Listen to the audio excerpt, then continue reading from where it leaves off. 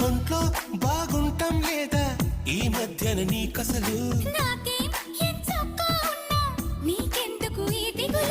అంతా సరిగానే ఉంటే ఇరుపెక్క ఏం కళ్ళు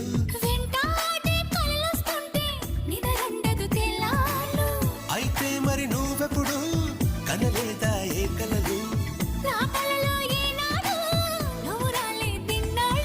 అదిగో ఆ మాటే నీ నోటే చెప్పించాలనుకున్నా దీన్ని లవ్ లవ్ పడిపోవడం అంటూ